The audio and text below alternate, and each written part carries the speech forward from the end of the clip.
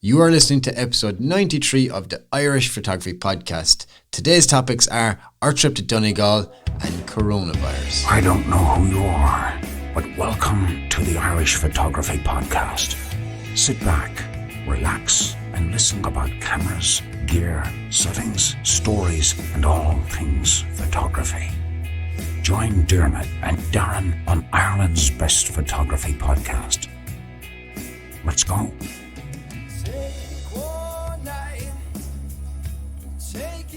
And you're very welcome to the Irish Photography Podcast. I'm joined, as always, Darren J. Spooney, the whole way down in Cork. Here he is, here I am. How are you keeping, buddy? Good, man. Good. You say the whole way down in Cork. It's only a hop, skip and a jump, really, from Limerick compared to where we went to last week, when you think about journey distances. Oh, Darren, I was shot after it. Wow. Fair play to you. We did a lot of driving. We did a lot of, great driving, but still, you did a lot of driving. And do you know what? When you see and listen to people when they're talking about planning trips to Ireland, and they'll say, I want to go here, I'm going to go here, I'm going to go there, and I'm going to go there, all on my first day. You're like, okay, right, yeah, right. So you have 70 hours in your day because it takes a really long time to go to places that are, literally speaking, a short distance, but they're not. Yeah. And before we actually continue on about topic, about that topic is, I just want to say last week's podcast, I want to apologise. The audio quality was not absolutely brilliant in any way, shape or form. It's just a lot of people are asking for the podcast and it was okay. It was fine, but there was a few mistakes made on my own behalf. So first and foremost, sorry to all our listeners who didn't exactly get the usual good quality audio. So that's my thing out of the way. That's my disclaimer. So anyway, we were rushing anyway, do you know what I mean? It was a busy week. Yeah, it was crazy. It was. We are human at the end of the day, you know what I mean? So at least you got it done. At least you got it out. I mean, I didn't even make it there. I was so annoyed that I couldn't get up to it. Yeah, very true. Look, come here. Let bygones be bygones, Darren. Yes, this is true. So yeah, we had an interesting trip last week, didn't we? Yeah, so like you alluded to there, the driving, it can be strenuous, Darren. And it can rob part of your soul if you don't entertain yourself and have enough stops. Now, in fairness, we drove and we had good crack in the van. We banter and we slagged each other. We slagged people. We just but it just passes time. There's no malice in it in any way, shape or form. It was just to pass the time. And then we stopped. We were heading to, where did we go first? Was it down Patrick Head, wasn't it? Yes. Yeah, that was a beautiful spot. But that was really good. But you know what? I mean, we'll go through the different areas that we travelled to because we had big plans. You planned everything. Remember that? You planned a lot. Everything. I did. I planned the whole trip, Darren. The whole trip. I mean, and ye say, and I mean you, and I mean every other listener to the podcast thinks I can't plan. Well, in your face, I planned this from start to finish. I'm awesome. Wait till you see the episodes of the vlogs and then you realise how good the planning was. But yeah, you know what? We arrived at the first place we went to. Our trip to Donegal, and I know I saw people were slagging you already and you're going, our trip to Donegal, and you're going to Mayo. But we stopped off in Mayo along the way because you couldn't be going up that direction, I suppose, and not go over and have a look. And you know what? Whilst I think Downpatrick Head was really, really impressive and was stunning, there's two things about it. One, we had more fun when we first arrived with those waves because, my God, those waves were just unreal. And the light that we had lighting them up and the movement and the way the wind was blowing and it was blowing the water back off the top of the waves, going back out to sea as they were coming in. Oh, man, it was unbelievable. I really wished, once again, that I had a 150 to 600. Yeah. Darren, I was wet. I was in every possible way, in a naughty way and just in a happy way. It was just you had to be there to witness this awesomeness, genuinely. And like you said there, you wish you had a 150 600. It did. Everything seemed to come alive when you have that reach. And you see all these shapes and the patterns and the texture in the water. Mm-hmm. And when that wave crashes up, that white part of the wave crashes against the black part of the water. Well, it's not black, it's kind of green, but it's dark. So it does this amazing contrast, and it's just, oh man, I was in heaven. And like, I've been following these wave photographers for some time now, and I talk about them all the time, like Warren Keelan and Collins, and they're over in Australia. And one of them actually came to Ireland in the last few months. Unfortunately, he couldn't meet up with us, but it was just, those guys are good at what they do. Goddamn good at what they do. But when I shot those shots, I felt like I was slightly in their league. Not as good as them, but I was getting there, you know? And I just really enjoyed shooting with that light then coming in from the side. I think that's what set them apart from just your normal wave photography. I think so. I mean, the light was outrageously good. I mean, it was incredible. You know, people that have seen your vlog will have seen the light. I think, suppose by the time this goes live as well, people have seen my episode 2 from there. But the light was just incredible when we first arrived. And we're heading up to Downpatrick Head. And both of us know that we're saying, okay, the light is here. Look, we're taking the shots. You grabbed your camera and your bazooka. I grabbed my 70-200, which was just like a pipsqueak compared to yours. And I just started to put it on high speed continuous, and bang, we had golden light coming in from the left-hand side, beautiful waves breaking, unbelievable colour and texture in the water. And then we were saying, okay, we got to go up to Downpatrick Head. That's what we came here for. Yeah. And to leave that light behind. Now, okay, you know, I think we got the best of it. We didn't really, but let it go, let's just say. But when we got up to Downpatrick Head then, I was full of energy from that light. I was really excited to get up there. And I'd seen so many different things about Downpatrick Head over the years, you know. And I'd said, okay, yeah, I know the shots are going to be pretty much the same, but I want to try and get something different, like I normally would do.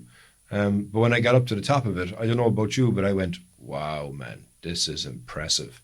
You see it on the pictures, but there it is in front of you. And then when you look at it on the back of the camera, you go, yeah. It is tasty, but you know what?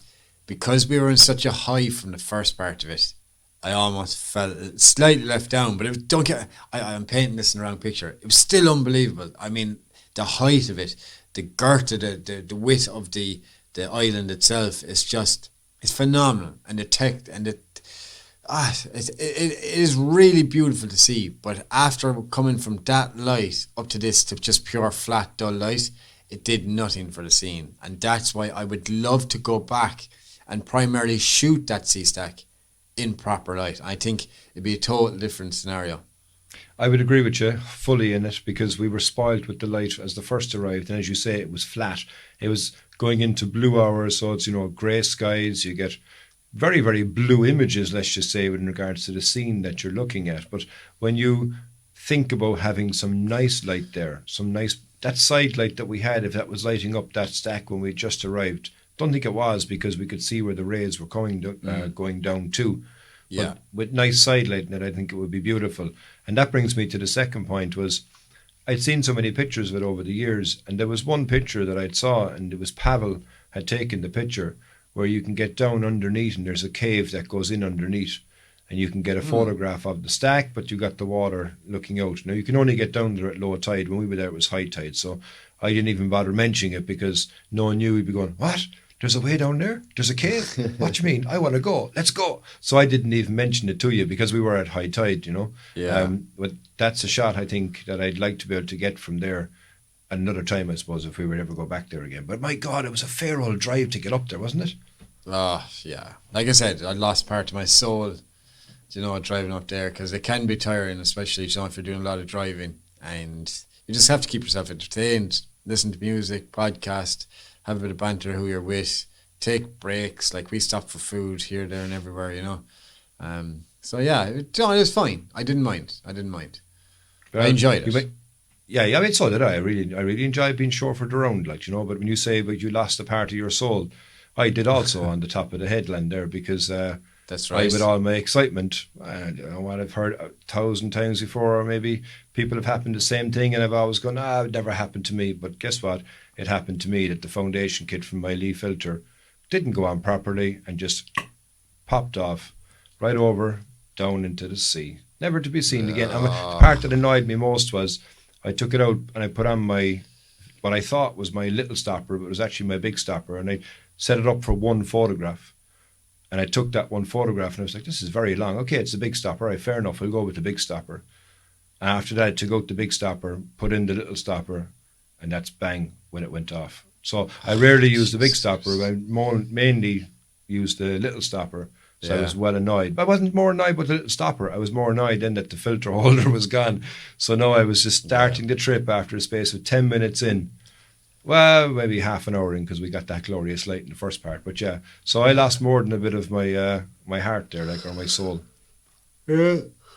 Sorry, I just yawned. Your story isn't boring. I'm just really tired. Sorry. Thanks. I felt bad for you, Darren. It's just because it is a kick in the nuts when something like that happens, and you haven't had the best of luck in the last month or two, like so. Look, things be looking up for you from now on, buddy. I'm sure of it. Do you know what? But I never get excited about gear. Do you know? I do. I know you do. That's the difference. Like, you know what I mean? I don't suffer from gas. I don't have it in my DNA, let's just say, that I feel so emotionally attached to something. And you're deny. But you know what? It was interesting because I had to kind of change my approach then for the rest of the trip. Because when we left there, now, mind you, we didn't both realise how far away. You got Donegal moment, like near and far away, but Jesus, down Patrick. That was your feck up now. Go out of it. Don't paint me in this light. Well, we decided to change our plans because we were going to go up to Fannet, but Fannet wasn't anywhere near where we were going to be staying. So we said, no, we won't do that. So we changed our mind and went up to Crawley Sea Arch. And because we were in the van then as well, we were able to drive up, park up, and be ready again to shoot for the dawn. And the interesting thing there, though. What's that? I had a nice sleep that night, though. So did I actually, even though it was windy and raining for the night. And I remember waking up, my alarm never went off, but it was grand because I didn't miss anything because it was just pea soup grey. But when we woke up, it was perfect because, again, you've no travelling to go to. You had everything packed from the night before. Well, I did. You didn't because you still had to pack a bag the following morning as well. I thought I did, no? No, you had to put all the different things you have to strap onto the side of that bag. Slider, tripod, another tripod. Tell me some more about Crawley Arch, all right? Did you like it? Yes and no. The light, again, was pretty pants. The location would have been good if we were there at low tide because you'd be able to get down and get some interesting movement in the water and the rocks in front of you. But from the viewpoint that most people would shoot when you first arrived there, okay, it's been shot to death. You're looking at a cliff, you're looking down. You've got one composition, maybe 10 feet either side of you, let's just say. But to get down to the water's edge, to be able to frame a shot with like a 16-35 and I really liked the shape of the arch. I thought it was really good. But to put that in the top third of the image and then with rocks underneath with water moving through those, I think that's where you get a nice shot. But also, we couldn't get to where we wanted to have the best composition from a down low point view because the water was so high. Because, again, you could see through this arch, but all you could see going out the other side of the arch was another rock that was blocking it behind. So it just looked like one big rock. Yeah. So I think, yes, it would be a very, very nice spot in nice light. I think it would also be a nice place for Astro, but I think you get light coming in from the back end of it. Okay. Because it disappointed me, if I'm being honest. Drone footage came out quite well. I enjoyed that part of it, but from a photographic point of view, I didn't do very well. I struggled to get a good composition from the drone and from land. And I think I got one nice shot because we had one moment of fleeting light and it just literally just pinged off the cliff edge, that sea stack. I missed that. And it was just there for 30 seconds and it was more or less gone. Yeah. No, I missed that and I was going mad. I missed it because exactly that. There was no real light there. Light would change the scene dramatically. And I think, again, the composition point of view, okay, you can get away with that if it's got nice light. But we'd quite flat light. So I basically started to play around and do an experiment actually, which was try and utilise my filters without any filter holder. And I was managing to get a 1.5 second exposure or 2 second exposure just by placing the ND filter in front of the lens, Not ideal, of course. You get light leak and stuff like that. But it was a great idea though. Definitely something I said, you know what, I'll try it. I mean, I've seen it because John Hooton does it. He doesn't have a filter holder. He has his filters. And I said, okay, I'll try it. It seemed to turn out okay, but I wasn't going to chance doing it with the big stopper since my little stopper had gone into the Olympic challenges from the night before. So I said I'd use the 0.9. It was I don't grand. think you It was would. good. I don't think you would have worked out with the big stopper anyway. No, I it was think too long. You did. You did very, very well because I've seen some of your photographs from there. You did very, very much better than I. Especially you used your brain a lot more than I did in that scene. I don't know. I think I was just a bit tired maybe. So I think you smashed it in that location compositional wise. But if you had the light, then I think you would have had a home run. You know. Oh yeah, absolutely. Sure, look, it's a game changer. Like, I mean, that day was forecast to be rain anyway. I mean, sure, we went off after that, had our lovely breakfast, and then came back, and Bernard and the crew had Shite. arrived. I know, I wasn't going to say it was that bad, like, do you know what I mean? But it She was wasn't. lovely. Like the staff was lovely. She was really, really nice, really bubbly person. But the food, Jesus, the rashers felt like they were cooked for about 3 days. Yeah, I know. You know, I didn't have any rashers, that's why. yeah. Yeah, well, You'd be gasping for the day after rashers. But anyway, yeah, I so love rashers. went back to Bernard, and then after that we said, it's raining. And it was raining. It was raining heavy. So where could we Yeah. go? It was going to be low tide. And we said, all right, we'll go off and go explore and find something which is now to be called the not-so-secret waterfall. the known waterfall. The known waterfall. Yeah, there you go. Yeah. It's so known that there's English people coming over looking for the waterfall in Converse shoes. Converse shoes swe- and brown camel suede. boots. Camel boots. I couldn't think of it. I just call them suede shoes. That was funny. Now I thought the girls were very brave. I don't think they did their homework about the waterfall. You know, you did this part of the trip plan wise. You know, Oh, sorry, I thought you planned everything. I'll give you this one, Darren. All right, okay, go on. So then. Yeah, sure. Yeah. Darren did his homework about the waterfall, so he figured out that you have to be there for a certain amount of time, and you only have maybe 2 hour window while you're in there. But believe it or not, it must have been a spring tide of some sort because the tide never went fully out. So we had to literally crawl and climb across these kind of waves that were coming in, and some of them were quite aggressive. But some of them are fine. So we got through to the waterfall, all right. And I fell in love with the scene. This is one of my favourite places from the whole trip. And even though I didn't really get an amazing photograph, I got ideas for compositions on the way over there. The patterns in the rocks, the leading lines were just blowing me away. So if you got some simply amazing, beautiful scene and you lined up your composition that you have in your head from a previous visit, then I think you are sorted. But when you get into the waterfall, it's nice to see. It's beautiful. It is an awesome location. But Darren, we were just soaked. We were literally like every camera, I sound like a millionaire. All my cameras were soaked. Right? And that's any better. My Osmo Pocket was soaked. They all still worked. Like I think all my gear is weather sealed, bar the Osmo Pocket, and everything I just couldn't even take a proper picture because every time I dry it, my lens wipe was wet. So I was literally pissing in the wind. So I was trying to dry a camera with a wet cloth, and you can see the haze then on your pictures when you're trying to edit them. Even though they look fine on the back of the camera, and you're like, oh, cheers, yeah, that's grand. But you still know deep down inside that, there's going to be a lot of post-processing work to save this. But I think sure. I did, and truth be known, I did post-process the shite out of my show photograph from the Secret Waterfall. I had to put it into Lightroom, heavily edit it there, use a lot of clone tools, and then put it over to Luminar 4, replace the sky because the sky was just blown out to fake, and even the bracketed shots that I did take just weren't working. So I had to replace the sky, and then I'd do another few bits and bobs. And look, I got a decent shot out of it, but it's not realistic. What, did you throw a Milky Way in there or something? Oh Jesus, no! I didn't go that mad. I should have for the crack. He should have, yeah. But it's interesting. There are two things that you said. So the first for me is I also found the journey to the place we were going, to the destination of the waterfall, to be better than the destination. Because when we were going over there, as you said, the leading lines in the rocks were incredible. I mean, the amount of driftwood there. I mean, we sent a video to Sean O'Riordan, because, hey, yeah, man, here's Mecca for you. Because it was just unbelievable amount of driftwood that was there right to start with. Then you got these lines, and it reminded me of the burn in regards to the shapes as well, and they're going right into the sea. Yeah.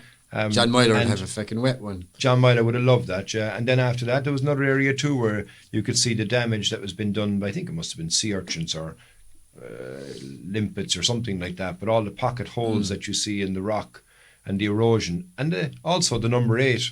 Yeah, that was class. Do you That know? was really class. And if you, I'll probably put it out in a vlog soon enough. I don't know when it's going to go live, but yeah, there is I have it on video, so watch that. I'll keep you posted. Yeah, so I really think there, yes, the journey over there. I did take a couple of photographs because you're right, the water was exceptionally high, and I did do a lot of planning in regards to when you can go there safely. But even at that, when we got in there, you were soaked. I was soaked. The rain was just pelting us down.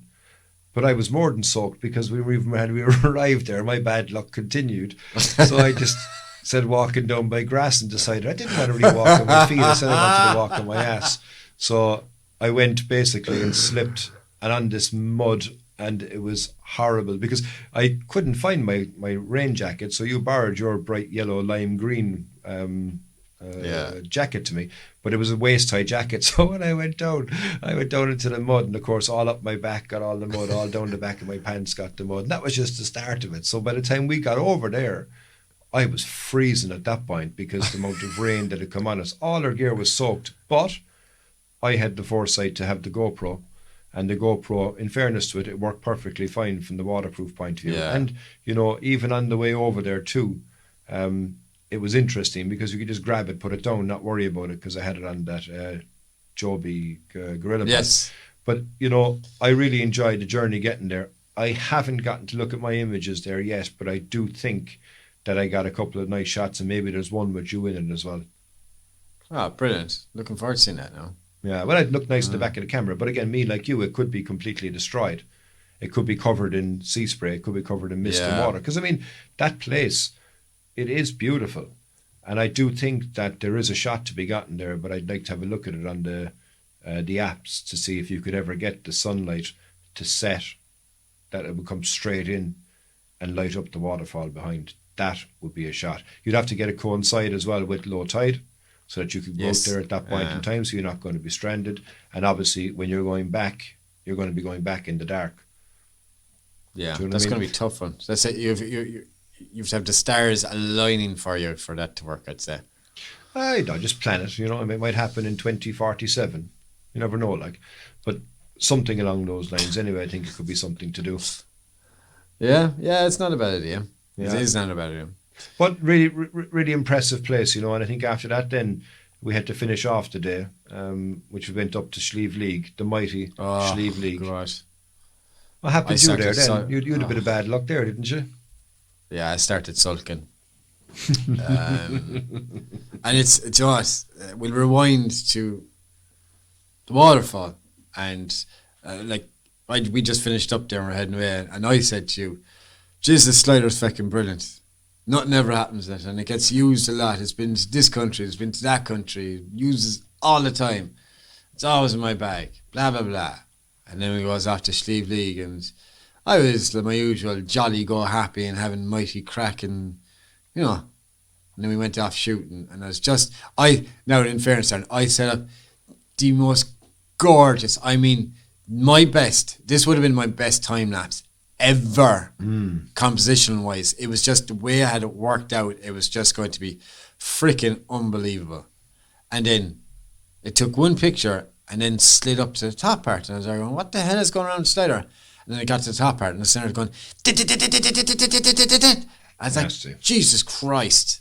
And I don't know what happened. It just decided, I'd say a cable fell off or something on the interior part of it, and I couldn't get it working. And I was sitting right behind me here in the office, and it is not working. But it's okay-ish, because I went on the website, Rhino Slider website, and they have a lifetime warranty.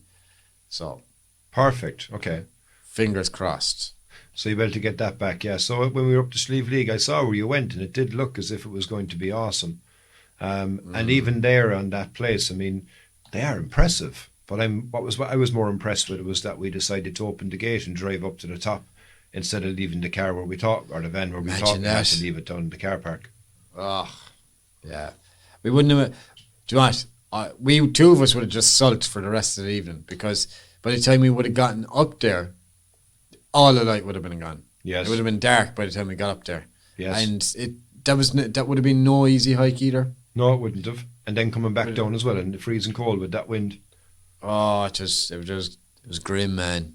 It was grim. But you know what? There was nice light there for it, but it wasn't great light. I mean, we didn't get any side light lighting up the cliffs. No. We did get a bit of light, all right, on the clouds above the cliffs, but it was a very, very impressive place. I think I might have gotten one or two nice shots, but I think it's kind of been shot to death as such because it's now kind of the poster boy for the Wild Atlantic Way. So you see even the amount of people, and I was surprised that I commented on it because that was last Saturday evening. So what date was it? Before Paddy's Day. And I remember even commenting on it, like how busy it was up there. But I was just really conscious of social distancing even back then. And I was like, okay, you know, my God, like there's a lot of people still around. And with some tourists, we saw those two English girls that were there. And then there was a lot of tourists as well visiting Slieve League. So, you know, it kind of was a bit surreal when we were there, just based on the whole changes that everybody's gone through in the last week, which we'll lead to shortly anyway. But yeah, it was really impressive. But yeah, I don't know if I got great shots. Light was all right. Light was pants. Light was freezing. Yeah, I was just sulking. You were. But I think I might have got some nice shots there. But I can see why you'd sulk, yeah, because your favourite toy didn't work, and it would have been one of the greatest ones, as you say, like, you know. Yeah. But mind you, we're coming to the end of the trip now, nearly, because at that point you were sulking so much, and I was like, okay, do you know what? What we do? We head back. And we decided to, so we drove all the way up to Donegal on a Friday, and on a Saturday evening we decided to head back. But we didn't come back on Saturday evening. We'll go one last place. And even at that, I didn't even get out of the van for there. Yeah, that's because you already had your poster boy shot from there, apparently. I already have my shot from there. The one I wanted to get there was I got. The first one was there 3 years ago, but I couldn't do it anyway this time again because I had no filter holder. It was a long exposure, 4 minutes. And there was one of these birds, I don't know what type they are, I can't remember, the name escapes me, on the rock below, but he stayed still for the entire 4 minutes. Pretty much. He moved slightly, but pretty much, yeah. So I had my shot.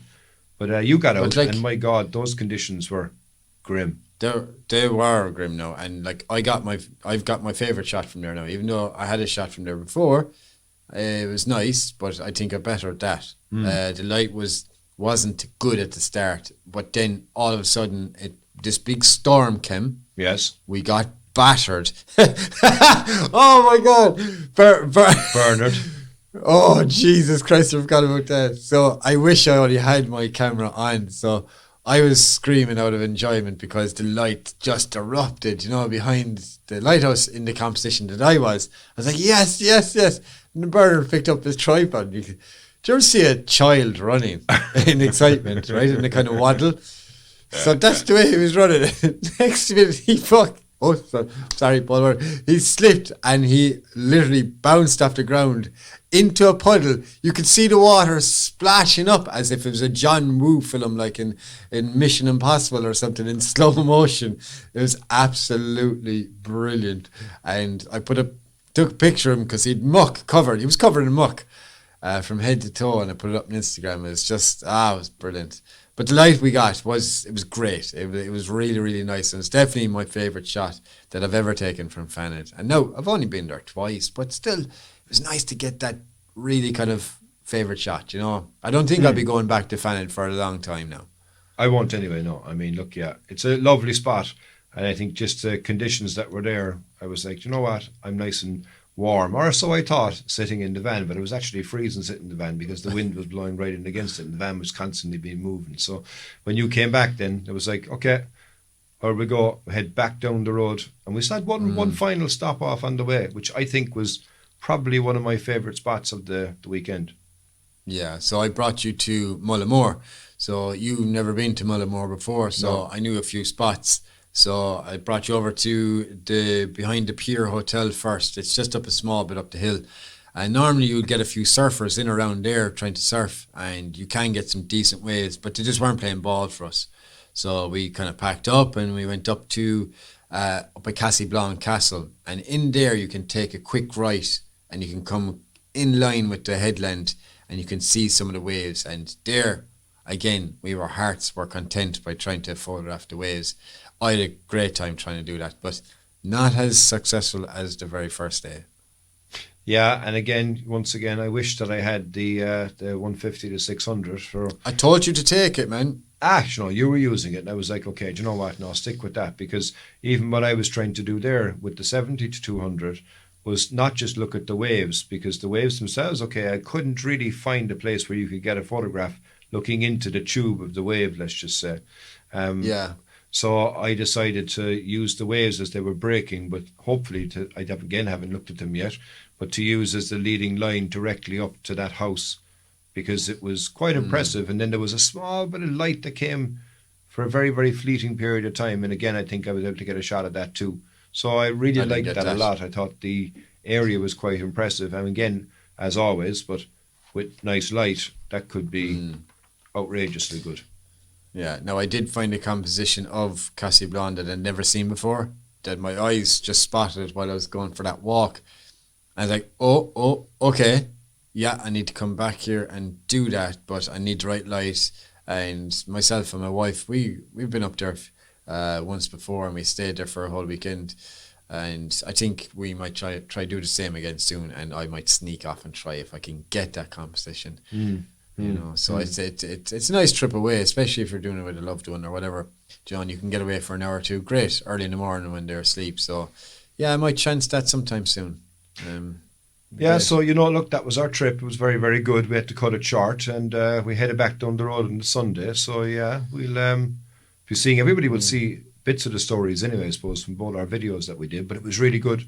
Really enjoyed it. We had a great few laughs, to be fair. I mean, look, absolutely. The light may not have been good, but as always, it's good to have the experience and have the laugh. Let's just say, and again, even see places that you potentially could go back to again. Although I did say that I'd probably never go back to Downpatrick, but I probably would, because I'd go back for those waves that we saw, and I'd definitely try and go back to that cave underneath that you can get the composition of from underneath. Yeah, and talking about that cave underneath, Mike Ort, my buddy, he's actually dove Downpatrick Head. Wow. So there's a sub-aqua club, I think it's Grania Sub-aqua Club, I might be saying it wrong, up there in Mayo. And I'm going to see if I can go up and maybe do a dive with them and dive underneath it. It'd be pretty awesome, Yeah, there's pretty big caves underneath there, man. You can even see it in your drone footage. Yeah, that's right. You can see the water going in underneath and it coming back out from the cave, so filling the cave. So obviously, if we were in the cave at that point in time, you wouldn't be able to get there, but you most definitely wouldn't have been able to stay inside there. So I'm glad I didn't say it to you when we were there, But you know what, look, when I go up scuba diving, I'll keep an eye out for your filter holder, okay? Imagine if you found it. Oh my God. The best thing ever. Genuinely, it would be. Wouldn't it? Yeah. I'm definitely going to look for it. Yeah. So I'm on the lookout now for a new filter system, I think. I mean, I have another filter holder. So I am okay with that, but I'm still on the lookout, I think, for another filter system. Okay. Food for thought. But look, food for thought. We came back for a very certain reason, and like the two of us were, I'm not worried, but we were cautious about a certain thing, and we're going to talk about that in our next topic. So we're just going to have a quick break, guys, and we'll be right back after this word from our sponsors. Do you want to take your photography up a level? Do you want to hit that shutter from 100 feet away? Or perhaps you'd like to take your images remotely. With a built-in motion, light and sound sensor, you can capture unique shots and incredible time lapses. The Capture Pro from Hainel has got all that covered and more. Visit hainel.ie.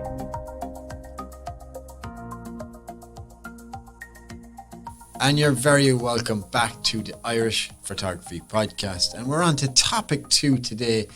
And I say this with big, massive regret. And the country and the whole world seems to be put into a washing machine and basically about. It's just gone absolutely crazy. It's gone gaga. It's gone lala. I just feel so weird, Darren, about everything that's going on lately. How about you? Yeah, for sure, man. It's a whole different world we're living in right now. I mean, we were away, as we said there, and then we cut our trip short because of the current crisis that everybody's living in now, which is COVID-19 and the coronavirus. And we were going to talk about it specifically a couple of weeks back, and what the impact it's going to have from photography business, let's just say, or photography point of view, or industry.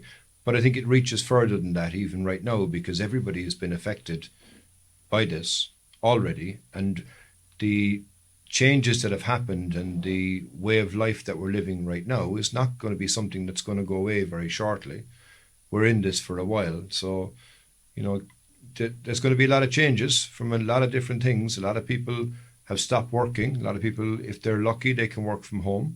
A lot of people are worried every single day in their day-to-day lives in regards to what's out there. There's a lot of uncertainty. To be fair, our government have handled it quite well, I think, compared to other governments in regards to the length of time that they've taken to take action. But I think in one way, they've got a benefit because we're late to the table in the bigger scheme of things, so they're able to get the information from the other countries and replicate that out. So if people want to see what's going to happen here in Ireland, just look at what's happening in the other countries and what they had to do to stamp out this, because we're on a very, very short cusp of measures right now, but there's potentially to be more measures if the first phase that we're in right now, which is they call the delay phase, doesn't work, and that people don't adhere to social distancing. And it was constantly in my mind when I was there with you, but okay, I know you and you know me, and we were in the van, that's fine, but we weren't anywhere near anybody else. And even in the Saturday night when we went to Letterkenny, there was nobody in the bar. The bar was about to be closed. There was people exercising social distancing. But if you remember, like that lady, she sneezed, and she sneezed 3 times. And I looked at her and I looked at the barman, and the barman was blessing himself. I mean, so we're living in a different world right now where people are thinking of things differently. But it was that same night as well that we saw the videos coming through of the bars full in Temple Bar. And again, it was said, guys, keep your distance, please, because this is going to spread very, very quickly. And you can see how fast it's going to spread. And it's going to be somewhere across the entire country, which it already is. I think Monaghan is the only county that doesn't have it so far. That's right. Yeah. But even that barman, right? He blessed himself, but then he turned around and said, "We were just creating chit chat," and we said, "What time are you finishing, John?" Blah blah blah. And I was like, "Oh, I'm heading off into town, just mighty crack down this place." And I was there going to think, is he for real? Is he genuinely for real? But I don't know. Young, I don't know. Yeah, but look, at the same point, people need to be careful across the board, because look, they closed the schools. They closed the schools for a reason. But again, you look at across in England and up in Northern Ireland, they didn't close the schools. They waited a long period of time for it. And I think that's going to be a problem. I mean, the earliest action, if you look back to what happened in China, they were spraying down streets. I haven't seen anybody spraying down streets here yet. They were locking down borders and locking out roads so nobody could leave. We haven't seen that here yet.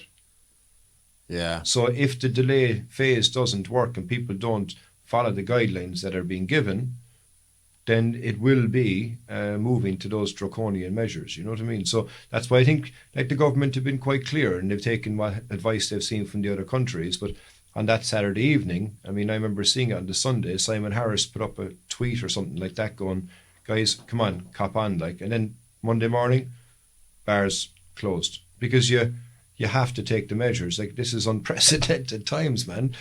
2 weeks ago, we were all going about our lives going, okay, grand job, no bother. And now, and a lot can change in 2 weeks, Diarmuid. I'll give you a simple example. It's scary, Darren. I looked at the Italy numbers 2 weeks ago, around about 2 weeks ago, and there was 3,000 people that had corona, and there was 100 deaths. And in 2 weeks later, there was 35,000 people had the coronavirus. Wow. That's insane. Do you know And what I didn't mean? 600 people die yesterday? In one day. 700 and something today, I believe. That's insane.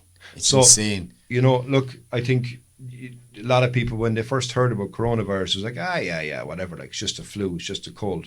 I mean, people just need to be careful. It is a flu, it is a cold, but it's quite a severe one, and it's one that people can catch very, very quickly. And if people have underlying problems, then they're at risk. If somebody is old, then they're at risk. But the thing is that people can be an incubator for it without even knowing it, and then going off and meeting with other people innocently and passing it on, and it can incubate up to 2 weeks. So you could have it and not know, Yeah. and be unwittingly potentially spreading it to somebody. Now, okay, it can only be spread through somebody sneezing or coughing and stuff like that, or it can be on surfaces.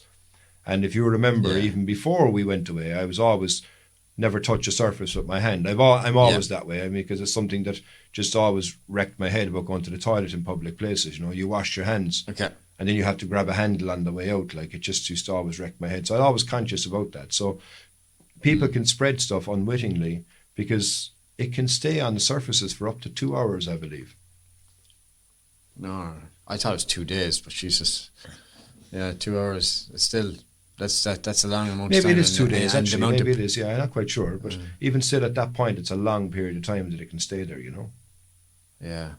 It has me worried now, Darren. I have to say now, I'm fucking freaked out of my head. But look, it is a long haul, and we are all in it together. So I just urge all our listeners, look, please do stay at home. Don't go out unless you really have to.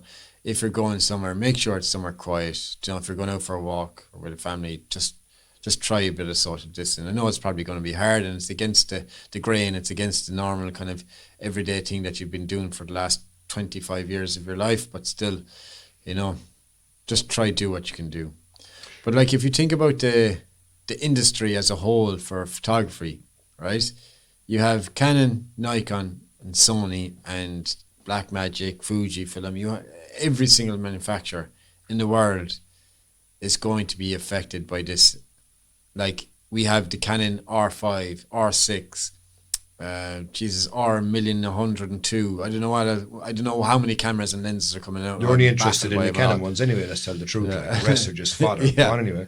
Yeah, but like, even there's a patent put out there for a new Canon 14mm to 28. Do you know? It's just, all this is going to be dramatically put to delay. Like, you will not see an R5 for another 2 years. I'm saying it right now, you won't see it for 2 years. Genuinely. You're possibly right, but I think potentially they may have already been further along in production than you think. So they could still push it out, but push it out not when they want to push it out. But from the production point of view, all the parts that are needed need to be shipped. And that's going to be a problem, because if the people that manufacture the parts can't work, then there's downtime in regards to that. And from a whole industry conveyor belt system, let's just say, from a nut, from a bolt, from a bar, from a casing to a ribbon or whatever it may be, they all come from different places. And you're missing one of those, you can't produce. But on top of all that, your own production has to be shut down. So they've shut down their own production as well, for the risk of spreading within the teams. Do you know? So you're going to have a delay, absolutely, from production point of view. You're going to have also a delay, if you notice it right now. I mean, you and I were supposed to be going to England for the photography show, but that was, okay, we weren't going because we couldn't line up times of ferries, but it was cancelled. It was cancelled because, again, of the coronavirus. Now they can't launch these goods, and there has to be a fanfare in regards to it. And, you know, speaking of not being able to launch goods, like, if you think of the film industry, there's nobody can go to a cinema, so they can't launch a movie. So all the movies have been pushed back. So all the budgets that have been spent there to build a movie up can't be released right now. And it has to be pushed back indefinitely, because we don't know how long this pandemic is going to last. And there's uncertainty there. And then they say, okay, are we still going to make movies? Well, can you make movies now because of the amount of people that you're going to have on set? No. Do you know what I mean? Like, the whole world is literally put on pause. Pretty much. The only thing that's kind of working away is something that doesn't involve any social interaction. So internet businesses or internet support or something like that. But speaking of internet, I mean, the amount of people that are not working or working from home have almost broken the internet. So it's been a change from the Kardashians, but it's almost broken the internet, because the volume of data being used, it's clogging everything up. So even you working from home, you can't necessarily work from home efficiently, because 35 people down the road are watching Netflix or Amazon, or the latest one, which is Pornhub, apparently, has gone through the roof in regards to the amount. So there was a meme going around as to why people actually bought the toilet roll. Maybe not. You're joking. You're joking, right? No. Really? Yeah. Oh my God. Sure, I think Netflix is broadcasting now at 720p, so that they can reduce down the bandwidth that's being used because the amount of people that are streaming stuff online. And now, speaking of cinemas, like Disney now will start doing the world premiere of movies streaming on your TV at home because people can't go to the cinema. So again, this is a different way of doing things right now, and how we're doing things 2 weeks ago are going to change. Now, okay, there is the going to the cinema experience, but if you're releasing a mainstream movie directly to home and you can watch it at home, are you going to want to have to go to the cinema? I don't know. It just depends. You know what I mean? Things will change. We will get completely different ways of doing things. Do you know what I mean? Yeah. I don't know. I feel weird about everything that's going on, man. I really do. Well, here's another one for you. I mean, look, from a photography point of view, clubs can't meet. Group outings won't happen. Unless everybody is known to be without the coronavirus, or else everybody's had the coronavirus and recovered. But even still at that, it's still a risk, I believe. I'm not quite sure, because there's not that many people, I don't think, long enough recovered from the corona. I still don't know if you can get it a second time, let's just say. But group meetups and stuff like that, you know, there's going to be a challenge from that point of view. So you're going to have to change again how you would do things. Like if somebody is learning, like schools and colleges are closed down. So if you're in the middle of doing a course right now, to become like you were in LCFE, that's put on pause. So everything is put on pause from a photography point of view. Even going out on your own now can be frowned upon, because if you're going off out and you're touching things without you knowing that you've got the coronavirus, if it can last on a surface, I think it's 2 days actually, you're probably right, the chances of somebody else touching that. But I mean, look, at the same point, I mean, okay, it shouldn't be that you can't go out there because you have enough space, you're in the open. It's just that those areas are so popular. And like I saw today, a picture from Wicklow, where there's cars parked either side of the road. You can barely get through the road, the amount of people that are out and about going for a walk. And you know what? Like the government, again, they released it and said, like, just because you're cooping yourself up Monday, Tuesday, Wednesday, Thursday, Friday, it doesn't mean that this thing goes away on Saturday and Sunday. But people go out on Saturday and Sunday, and all this practicing that they're doing during the week, it's just as if the conscious mind and the subconscious mind just, they don't even think about it. They're off out there, they're walking around, they're within reason, they're in reach, they're touching things, and that's a potential problem. So, you know, you still go out, wear gloves, just take precautions. Well, I have a second job, Darren, and like I deliver sandwiches, right? And I do that 2 days or 3 days a week, depending. And I made a stop to the hospital today, so that's one of the places that we deliver to. Yes. And I was wearing gloves going in, and she goes, "It's pointless wearing them." I was like, "What?" She goes, "It's pointless wearing the gloves." She goes, I says, "Why is that?" And she goes, "Because you won't wash your hands if you have the gloves on."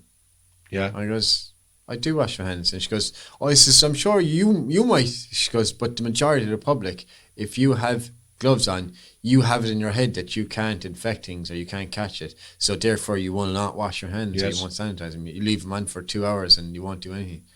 So I was there going, Jesus. I says, you have a genuine point there now. Genuinely, yeah. Well, also, the fact of the matter is that your hands might be clean, but the surface that you're touching, and you're touching your face. So your people are saying, oh, have a mask. But a mask apparently doesn't stop you getting it. It stops you transmitting it. And if you're wearing a mask, you have a tendency to adjust it on your face more. And the amount of times that we touch our face is absolutely incredible without us even realizing it. And even when, and I laugh, I shouldn't laugh, when I see the people that were announcing the public health advice to say, you know, wash your hands regularly and don't touch your face. They immediately touched their face and then they licked their finger to turn the page. I saw that. Do you know? But it's part of who we are. It's our own human tics, you know. I mean, we just do things without realizing it. And that's where I think we have to be clever, because we have to retrain the things that we normally would take for granted. We have to retrain ourselves to do them differently for now. So it's going to be a different norm, you know. Yeah, I agree. I wanted to talk about businesses, like, you know, how this is going to affect a lot of businesses. Like you've Wheeling's cameras in Limerick, they are closed. Yes. You look at Con's cameras, they are closed. Now they're lucky that they can still run an online shop to a certain degree, but you can't go in and visit the shop. Like, so they're going to take a hit from a professional standpoint, and it's very, very sad to see. There's a number of businesses, Diarmuid, that will be taking a hit from a financial point of view, particularly in retail. Like everything that you think of, you say, how's that going to be affected? Everybody is going to be affected, even from these guys now who have to lay off staff members. And even, again, okay, the government right now, like I said, they've been copying things from the other countries, but they haven't copied on one important one, which is if the country is on shutdown and you're forced to have to close your business, then what's happening in other countries is that the government pays 75% of your wages and the employer pays 25% of your wages. Now, the idea behind that is that people can still live a bit of a normal life as opposed to being €205 a week. I mean, €205 a week is 900 or 880 or something like that a month. I mean, most people's rent is going to be more expensive than that. My rent is €1,500 a month. So there you go. So when you get that through, then all of a sudden the communications start happening. So the government have spoken to the banks, and the banks have said, okay, we're putting a moratorium on mortgages for 3 months. But that should automatically filter down to the person who's renting. Because if the person who owns it is not paying a mortgage because of alleviating the pressure because there is no money coming in, then it should filter down. So, again, if you pause one cog in a wheel, you can't expect the rest of them to continue at full pelt. And it'd be interesting to see if it does happen, though. Well, look, it needs to happen because ultimately, again, look at what the government are doing. Even with the 75% of your wages, the employer to try and contribute 25%, that can also be a problem because the employer may not have the cash flow to be able to pay the 25% of the wage because the cash flow is the business. And how long is this potentially going to go on for? I mean, they close the schools until March 27th or March 29th. Okay, before the government even announces that, I will tell you those schools will be closed even after that because of what we're seeing in the other countries. Like, we're not different to any other lungs that are around the world. So if you want to know what's going to happen here, look at the news from the other countries because this is effectively the only right way to deal with it. Now, everybody has to pitch in. This is everybody coming together, let's just say, to come out stronger on the other side. But I think we can, and I think we can if we think positively. I know it's hard for a lot of people to think positively right now when the carpet's been pulled from under your feet. Your wage, your livelihood, your business, your family business that you've been in the family for a long period of time, everything is stopped. Everything is paused. Yeah. There's, like I said, to you a couple of days ago, forget what you know today because tomorrow you're going to learn a whole new set of things. And that's the reality of where we are. Like this, you couldn't think of the impact that this would have on photography in Ireland right now. It's a big impact. It's turned the whole thing upside down, Darren. Now, I mean, from everything we do, even my own business now is shot. I have no bookings. Everything is cancelled. Everything is postponed. And then there's people reaching out to me saying, "Oh, can we postpone and this is it?" And now they're all clashing. So even if I do manage to postpone some of them are clashing now. So I'm going to lose out on that booking then eventually. So my business is slipping down a feckin' down the Swanee, and I can see it disappearing before my own eyes, and it has me worried. I mean, look, everybody. The only thing I'd say to you is everybody is in the same boat, more or less, because everything has been pulled. There's no weddings happening, even from the groups of 100 or under. Yeah.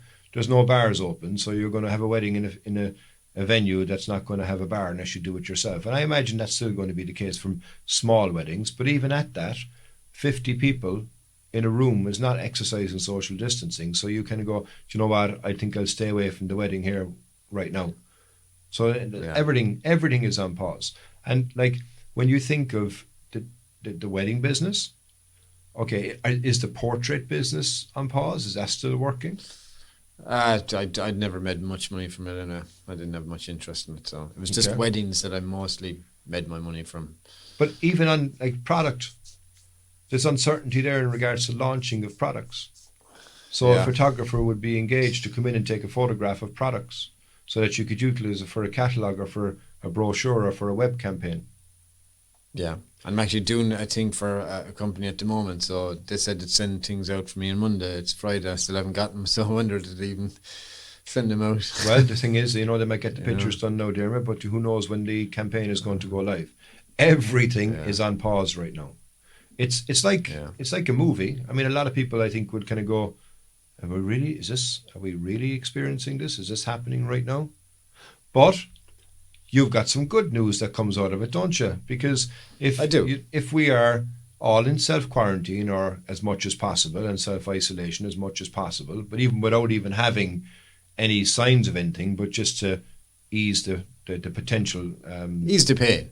what's that? Ease the pain. Ease the pain, but flatten the curve is what they're calling it. Like, but Yeah. you've a lot of time that's at home, so a lot of people will go, okay, I can't go out and take pictures, but no, you know what, I'm going to go back over and look at old pictures and stuff like that. So editing can be something that's quite interesting. I think you've got some good news on that, have you? Yeah, so like on Petapixel, we read an article there earlier, and it's saying that if you're a photographer stuck at home due to the coronavirus pandemic, Professional Photographers of America has got your back, also known as the PPA. The trade association has made all of its 1,100 online photography classes free for the next 2 weeks. So that's absolutely amazing. So like if you do have extra time, well, let me tell you, you do. Try brush up on some skills. Try learn something new. You also have Gavin Hardcastle. You have Nick Page. They're giving 50% off their tutorials online. So that's a saving to be had. Like, there's others. Michael Shamebloom. Is Greg doing some bit of a discount as well? I don't know. So like, this is a time to jump on those things, and they will keep your a busy mind is a happy mind. Exactly, and I think on that point as well, for people that are working from home, they may never have done that before. The important thing here is to keep a bit of a regime and keep being regimental in your time, as if you're going to work. When people wake up in the morning, they go, oh, sure, I'm working from home, I'm going to stay in my pajamas. Don't get dressed. Have breakfast like you normally would, get up the time that you normally would, take breaks like you normally would, take your lunch break like you normally would, and just continue to have a routine, but also go do more exercise, because the more exercise we have, the better it is for us from a mental health point of view as well, but also from a physical point of view, because it can be very easy if somebody's working from home to fall into the trap and go, oh yeah, sure, I'm on the couch now with my laptop, and sure, I've got whatever on the TV there, watching YouTube or Netflix, and somebody rings me, I pause it and I take the call. Keep regimental, I suppose, really, and keep yourselves on the straight and narrow, because it's more beneficial as well to have that routine, because everybody, I think, works better on a routine, and the self-discipline of that is something that most people have it, but they don't know that they have it, because they'll take the easy route in the first step. Yeah, from my own perspective, what I've been doing to keep me busy is from our trip to Donegal, I was sleeping in the van as I was going, how could I make this better? Saying to myself. And then we came home, loads of time to do things. So I said, you know what? I only kitted out this van a year ago, but I'm not utilising it enough. So I decided, right, let's give this van a lick of fresh paint, basically, on the interior. So what I've done is I'm deciding to turn it around, redesign the whole interior. So also one of your devices, you dropped it down the seat or something, so we thought. So I literally ripped out the bulkhead out of the van, right? Oh, just for me. I'm going, just for you, Darren. But then after that, I came up with this idea, obviously. And I want to turn it more into more of a day camping van, so they can go off on trips and maybe spend a night there. And what I'm going to do is put a kind of a slide out bed that you can sleep on. And I just want to utilise the van a bit more. So I took off all the panels on the left-hand side of the interior van, and I've put up these kind of sound deadening barriers, and I've put these spray adhesive on them and put them up against all the panels on the left-hand side of the van. And as of tomorrow, then I'll be filling it all with eco roll. So it's basically insulation up in your attic, that kind of stuff. Yes. So that's getting fitted in behind all the panels now as of tomorrow for the left-hand side.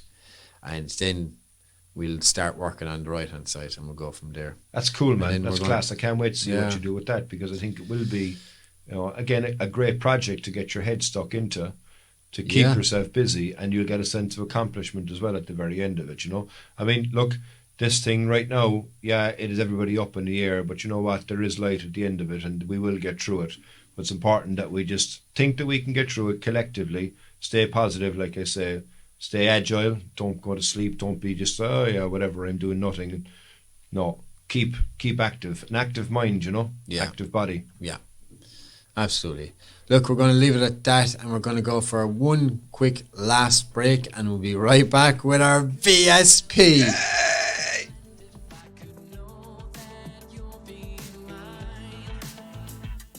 Today's episode is sponsored by O3, the professional dry suit and wetsuit company. As a company with an international reputation for quality and customer care that they are told is second to none, they fully understand their obligation to you and the customer. Each suit is manufactured to an established procedure that they have developed and evolved over the years. With their experienced, dedicated team, O3 has grown into a respected dry suit and wetsuit manufacturer and is an established market leader, putting quality neoprene innovation and service at the very core of everything they do. From the beginning, it was a strong belief that O3 would be about exceptional quality and customer care. Simple really, and still their main aim. To build a solid business, you cannot have one without the other. This approach takes time, but with stubborn conviction and those two core values, they have become inextricably linked and are the bedrock of O3's success. O3, coming from the cold.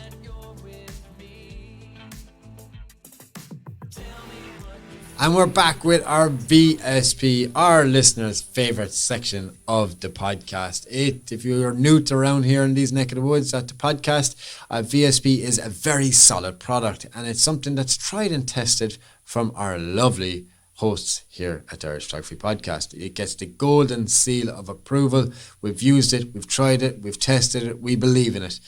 What say you, Spoonley? I am really, really excited about tonight's VSP because for once, it's not a VSP that just you and I have.